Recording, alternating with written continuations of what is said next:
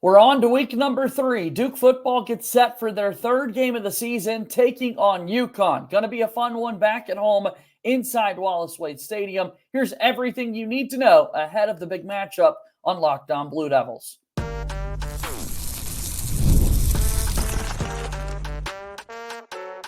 You are Locked On Blue Devils, your daily podcast on the Duke Blue Devils. Part of the Locked On Podcast Network, your team every day. Hello, everybody, and welcome into another episode of the Locked On Blue Devils podcast. My name is JJ Jackson. So great to have you here with us on Friday, September 13th, 2024, as Locked On Blue Devils is your one-stop shop daily where we discuss what's going on in the life of Duke athletics, the best podcast out there, and a special shout out to all of our everydayers who make us a part of your routine each and every day. Of course, the Locked On Podcast Network, your team every day. If you have not done so already, please be sure to follow and subscribe to Locked On Blue Devils for free, wherever it is that you get your podcasts. Leave us a 5-star rating and written review. Really appreciate folks taking time out of their days and schedules to leave that review for us. It means a whole lot in the algorithms. Also, if you watch us on YouTube, hello to our video audience out there. Subscribe to our YouTube channel, like this video, and share it with your friends. All right, Duke gets set to take on UConn. We've got Conor ONeal from Duke.Rivals.com, Devils Illustrated, joining us here on today's show, and we're expecting a real big fun game coming up this weekend, so we'll bring him into the program now. Conor, we're getting more and more into the season routine. I hope you're doing well, my friend. Doing all right. I'm managing. I'm better than I was 2 days ago, so I got that going for me at least. Absolutely. Excited to get into the weekend. Exciting to get into another fun set of ACC games that we'll get to watch throughout the course of the weekend. Duke has UConn on their schedule. We'll get to that game in just a little bit, but any big kind of takeaways that you have from that Northwestern game last week for the Blue Devils, or just kind of some bigger thoughts on their 2-0 start? Well, I think I kind of blew Jordan's mind on the Big J and Little J show the other night. So if he didn't realize it, maybe some of your listeners didn't realize it either. Duke is 2-0 when scoring exactly 26 points this season. So I don't know if they'll make it 3 for 3 with exactly 26, landing on that number precisely.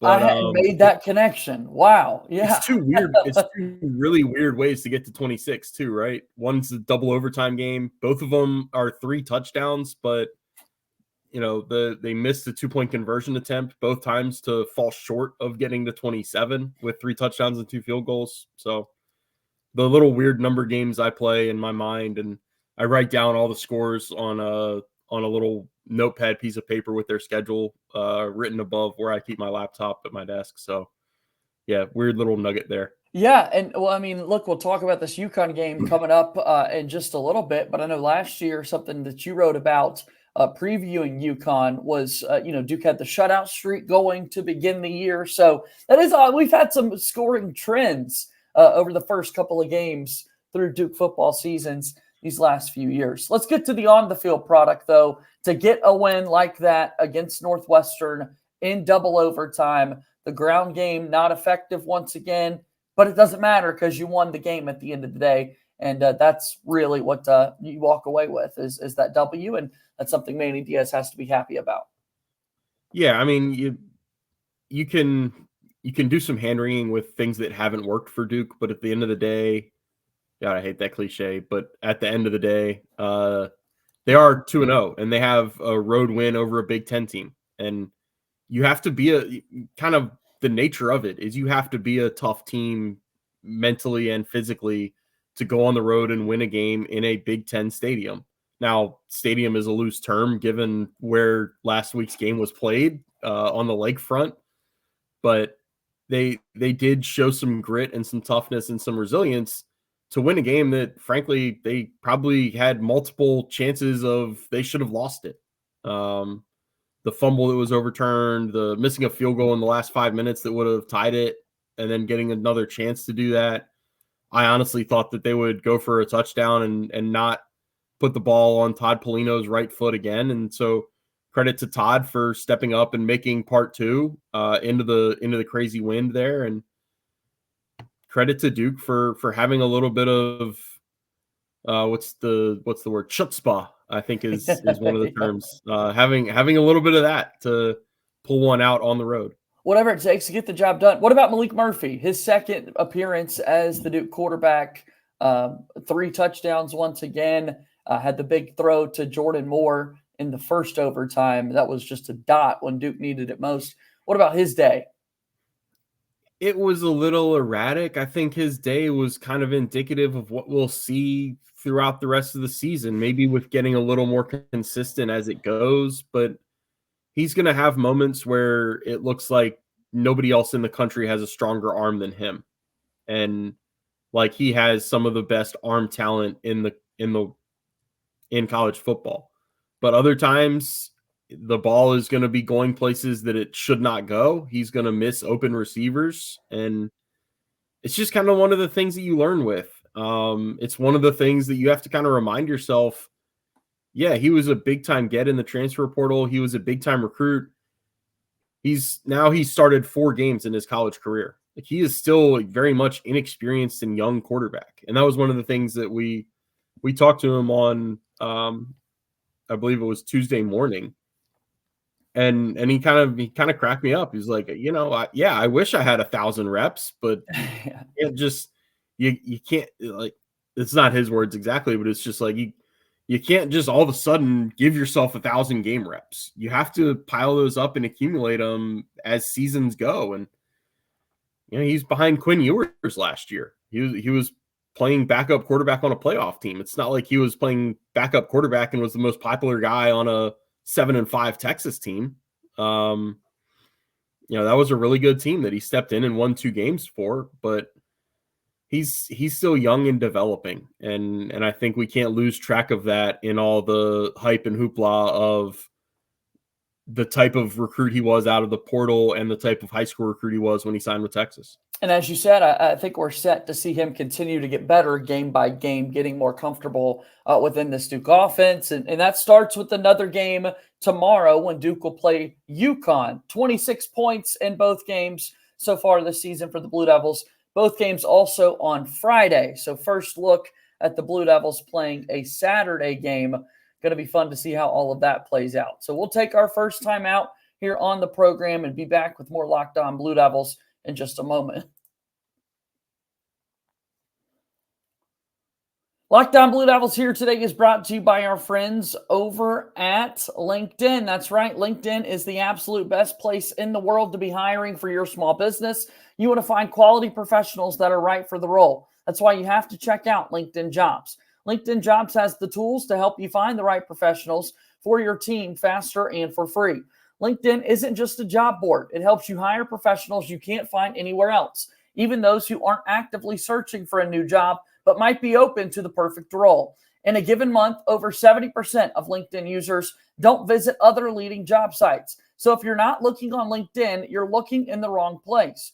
On LinkedIn, 86% of small businesses get a qualified candidate within 24 hours. Hire professionals like a professional on LinkedIn.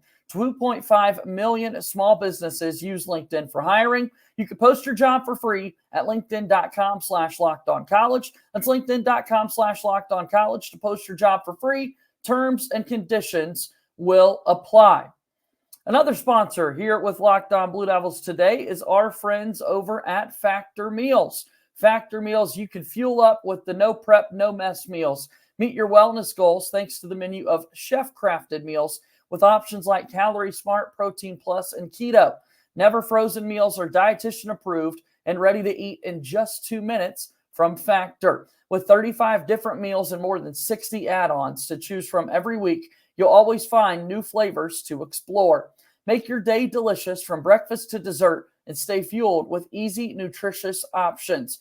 Effortless support for your life. Choose from 6 menu preferences to help you manage calories, maximize protein intake, and more. Head to factormeals.com/lockedoncollege50 and use code LockedOnCollege50, that's LockedOnCollege50, to get 50% off your first box, plus 20% off your next month. That's code LockedOnCollege50 at factormeals.com/LockedOnCollege50 to get 50% off your first box, plus 20% off your next month while your subscription is active. Factor Meals is a proud sponsor of Locked On Blue Devils.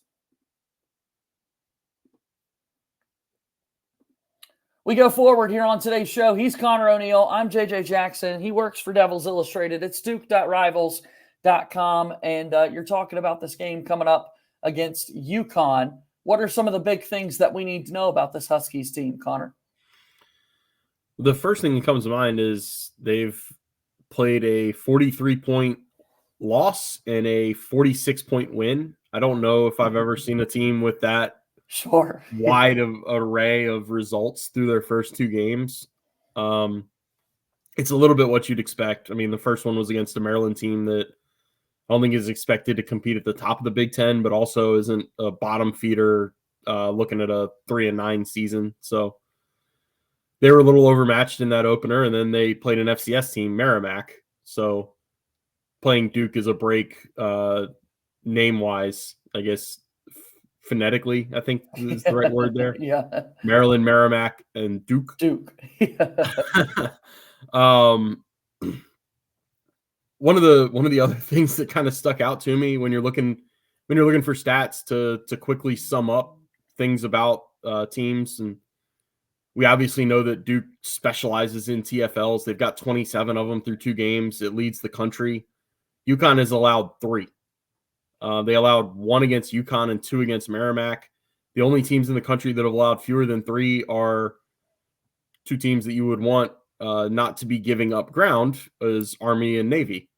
So it's kind of interesting to me. It'll be a strength on strength. I think Duke's strength will prevail over UConn's strength in not allowing TFLs. Like if you're looking at it from a strength versus strength, I think Duke is stronger at doing what they do than UConn is stronger at preventing what they've been preventing.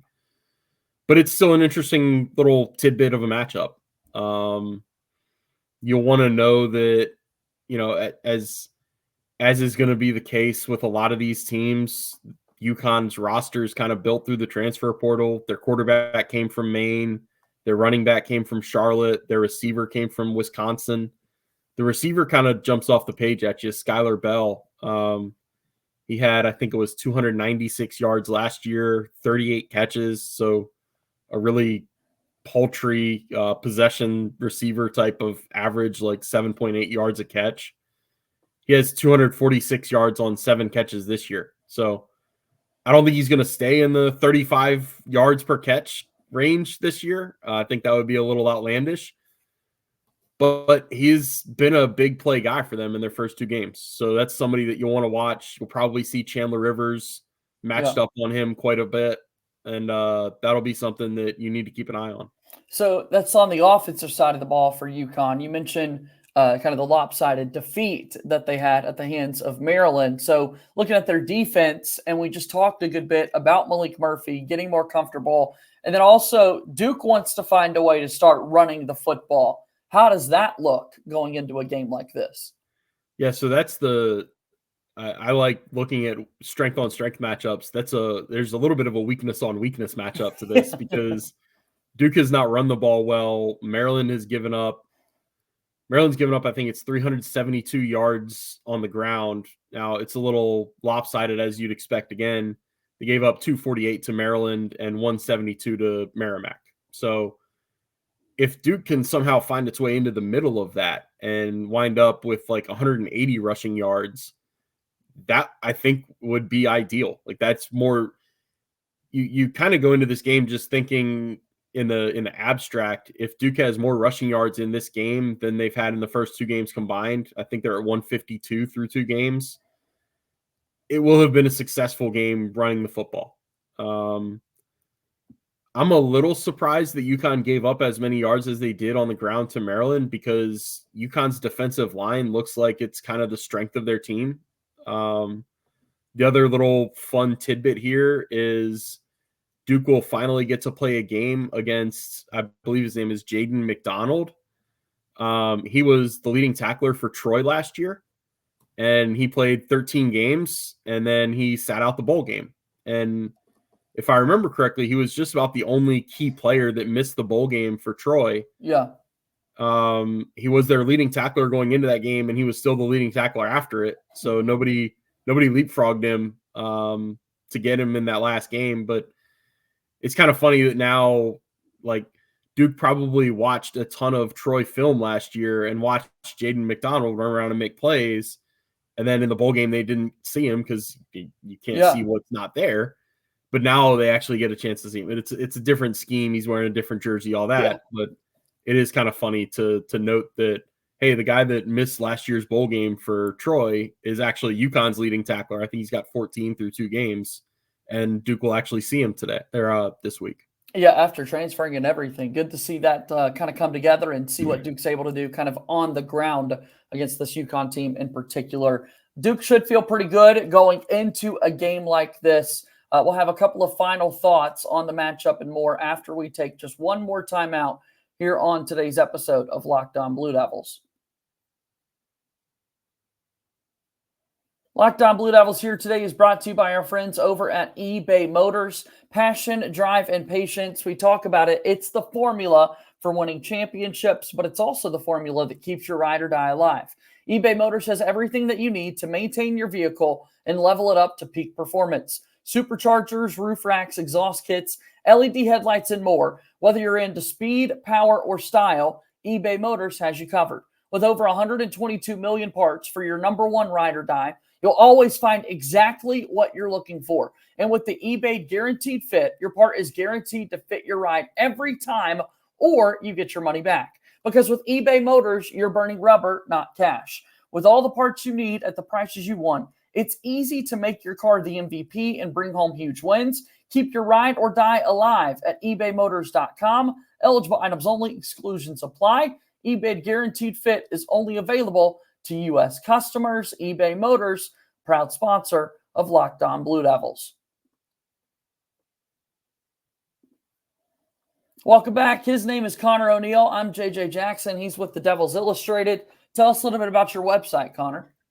Yeah, duke.rivals.com is where you can find Devils Illustrated. We've got tons of coverage throughout the week leading up to games, coverage of games. You'll want to go check out the message board. The freshest content over there on the game thread for this one is the recruit list. Third week of the season, and it's Duke's first Saturday home game. So there's some juicy names on there. Yeah. A certain 4-star who may have committed to another ACC school and then flipped his commitment a couple weeks ago in a rather big recruiting coup for the Blue Devils. To give you a hint, and you want to check out the other names on there too. And hope you all do. Yeah, such a good point. Go check it out, duke.rivals.com. Hard for high school football players to be at Friday night games when they're competing for their schools. So awesome to kind of get Bryce Davis and a fair share of targets there for the Blue Devils there in Wallace Wade over the weekend. So a game like this against UConn, third game of the season, Conor, should Duke fans be feeling pretty comfortable going into this game? What do you think the pulse of Duke fans should be going into this one? I think it should be fairly comfortable. I mean, I always like to say you're not on the team. It doesn't matter if you overlook UConn. Right. It matters if the players do, and it matters if the staff does. I haven't gotten that sense or vibe from anybody over there. I mean, UConn's not going to be their toughest game. I don't even think UConn is going to be as tricky a matchup as next week game against Middle Tennessee is going to be, just because that's a G5 road game and those always get a little fluky and you always have the kind of potential pitfall there. So yeah, I think that this should be a comfortable win. I think the spread is around 16 or 17 points. That's kind of where I see this being.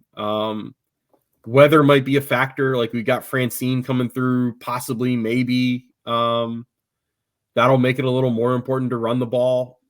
So we'll see how it looks at game time. But yeah, I think this should be a 3-0 start for Duke. All right, so heading into this weekend, then, we take a look at the league for the Blue Devils. You look at Florida State, Wake Forest, Georgia Tech, Virginia, Syracuse, Boston College. Only those 6 teams have played ACC league games so far this season. what are kind of the teams, what are the storylines that you think people should be watching? Because as a fan, to your point, it's okay to overlook this UConn game a little bit and maybe get set because, look, a tough ACC schedule is ahead for the Blue Devils. What are things to keep an eye out for over the weekend? I mean, as an ACC guy, you always want to see how the ACC stacks up against the premier conferences. I mean, all due respect to, like, I think Miami plays Ball State. Virginia Tech plays at ODU, which has given them problems in the past. Yeah, and lost there the last time. Yeah, I think this Virginia Tech team is probably not as good as everybody thought they were back in July and August. So you'll want to keep an eye on that one. Virginia Tech is on Duke's schedule, but not for another, 2.5 months. So got a little time before you start really diving into the Hokies there. But the marquee matchups, like, the other team I cover is Wake. I don't know how much of a chance they have against Ole Miss. I mean, that is a lopsided matchup in every sense of the term. But you want to see Virginia play against Maryland. Virginia stole a win in Winston-Salem last week. I still have some doubts and skepticism about Tony Elliott as their coach, but they do win. And they are 2-0, and they're playing a Maryland team that, I mean, that's not a juggernaut of the Big Ten. So it's feasible that Virginia could get to 3-0 with an ACC win and a Big Ten win. And that would be pretty big for that program. I think they've had 3 wins each of the last 2 years. So to get there in 3 weeks would be a good little feather in their cap. Who's the other big matchup I saw on here? Boston College and Missouri is another big one. Boston College and Missouri. Gosh, all due respect to former Duke football SID Kat Kastner, I can't stand Eli Drinkwitz. I think he's just such a phony. I know you're more familiar with him now than I am because he's in the SEC for a few years there, but man, everything about that guy just screams that it's fake and it's all contrived. And phony is just the perfect word for it. And then on the opposite side, in a matchup like Bill O'Brien, it's a top 25 matchup, first premier game that here's this major NFL guy who's had a ton of success at the next level. Now in college football as the head coach at Boston College. And here's the big stage, a Saturday road trip for BC over to Missouri. Well, I like that you say this is the first big stage for him because playing Florida State on a Monday night was not a big stage. Fair. That's the last place team in the ACC. Right. What's big about playing that game? No doubt about that. It's going to be fun, man. I'm excited to see kind of all these games unfold, and we'll certainly be following your coverage over at Devils Illustrated with the Duke game against UConn. One more time, promote your work, if you will, Conor. Yeah, Devils Illustrated, duke.rivals.com. Come check it out. Love to have you and join the conversation. All right. We'll talk to you again soon, Conor, okay? Thanks, JJ. All right. That's Conor ONeal joining us here on today's episode of Locked On Blue Devils. Always appreciate his time, thoughts, and insights. I think Duke's going to have a lot of fun in this game against UConn. Really hopeful that we can get that ground game going. We'll be back on Monday to recap the victory for the Blue Devils, we hope, or maybe we're talking about a crazy defeat, and more basketball coverage coming your way too. That'll do it for today's show. As always, go Duke. I'll talk to you on Monday. My name is JJ Jackson. Thank you and good day.